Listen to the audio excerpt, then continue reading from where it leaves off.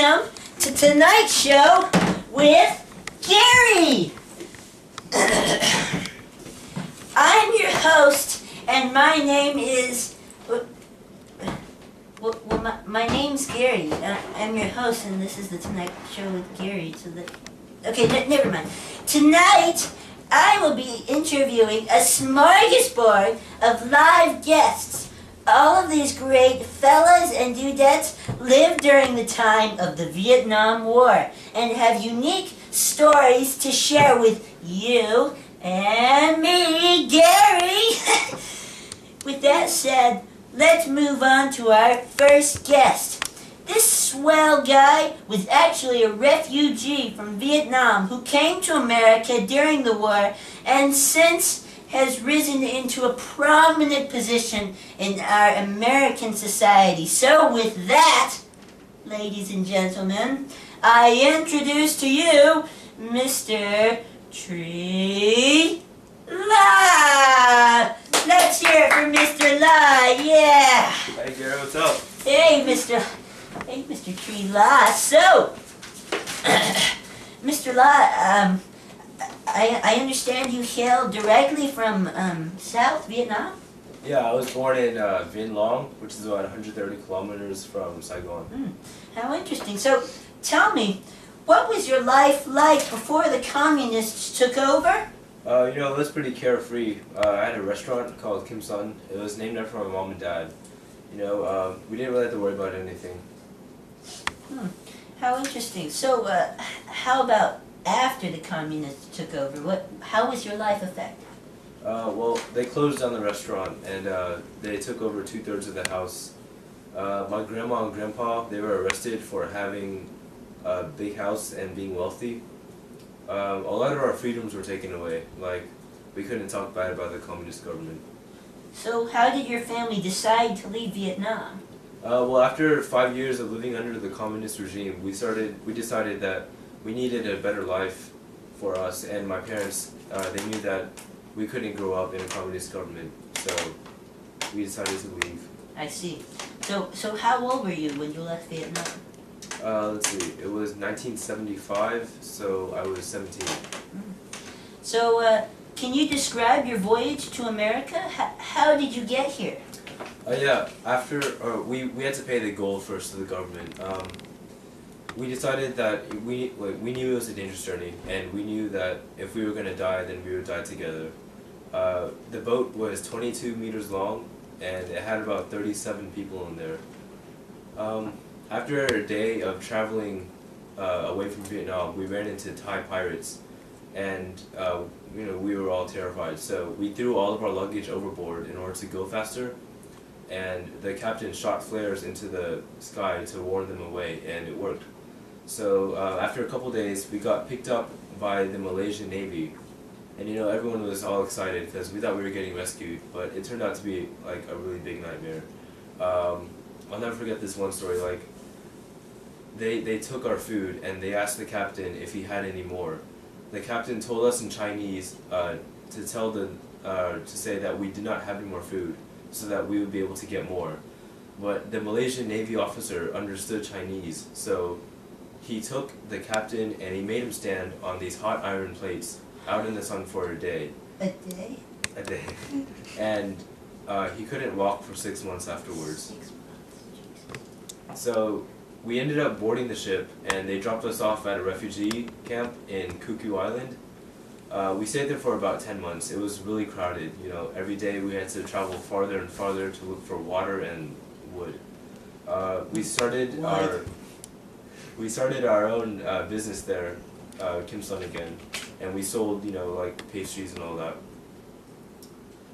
After about 10 months, we found out that we were accepted into the humanitarian program to travel to America.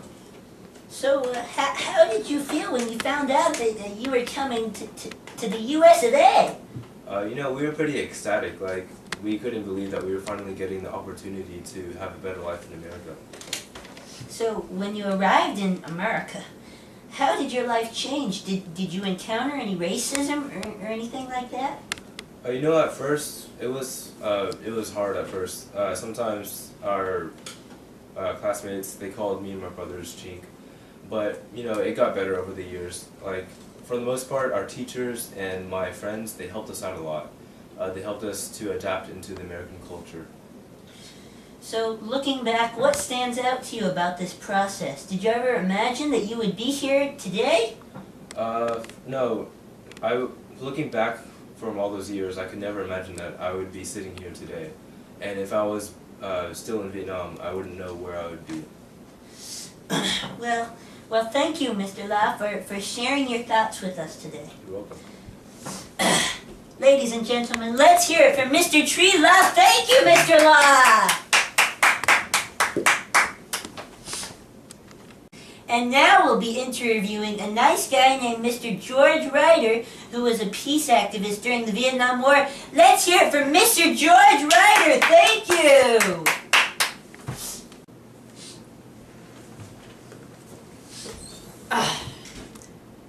Hello.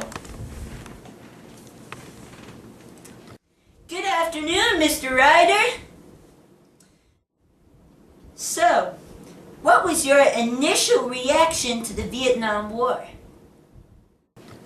I assumed it was justified.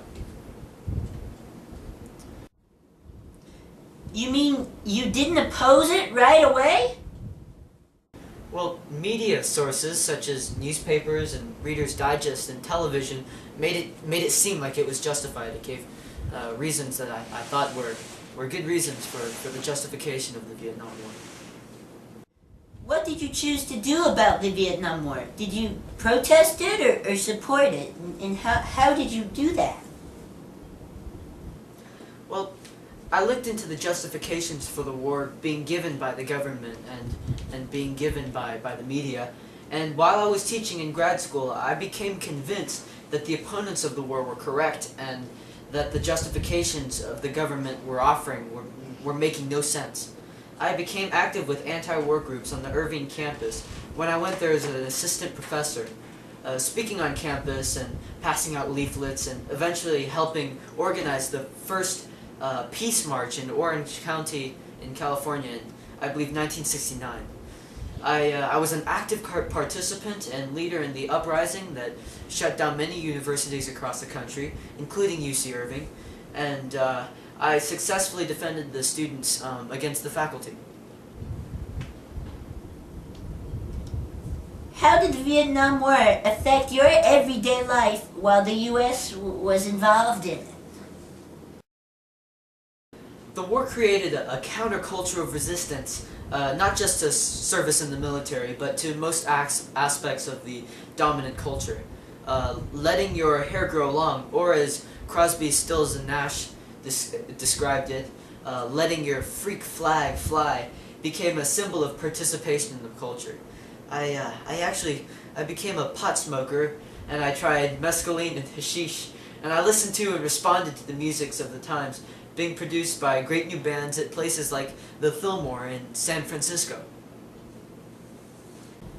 What personal experiences do you remember from that period in time?